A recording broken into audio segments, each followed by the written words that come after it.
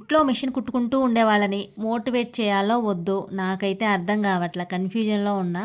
మీరు క్లారిటీ ఇవ్వండి. మోటివేట్ చేద్దామా అంటే ఎందుకురా నాయనా ఇంట్లో మిషన్ కుట్టేవాళ్ళెవ్వరికీ డబ్బులనేది ఇవ్వరు. షాప్‌లో సంగతయితే నాకు తెలీదు. నేనైతే షాప్‌లో ఇచ్చేస్తారు డబ్బులివ్వకుండా ఇవ్వరు అనే ఫీలింగ్‌లో ఉన్నా. కానీ ఇంటి దగ్గర కుట్టేవాళ్ళ పరిస్థితి అందరిది ఇలాగే ఉందండి.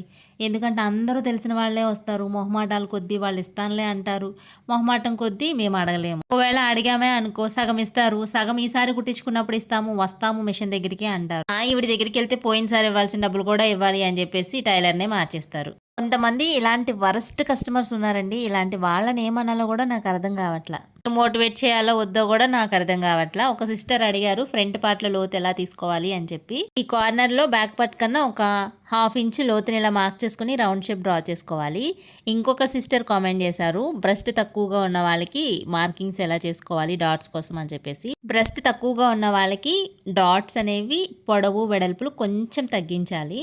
కొంచెం అంటే మనకి షోల్డర్ దగ్గర నుంచి మెయిన్ చెస్ట్ పొడవు వచ్చేసి 10, 10.5 అలా ఉంటుంది కదా.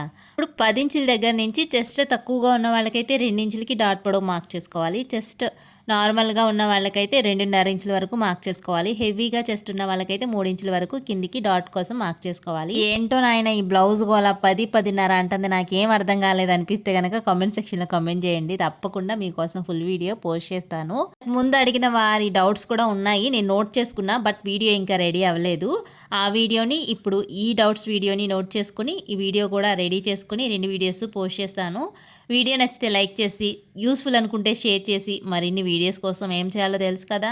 ఏం చేయాలి మన పేజ్ని ఫాలో అవ్వాలి. మరి ఫాలో అయిపోండి. Thank you for watching.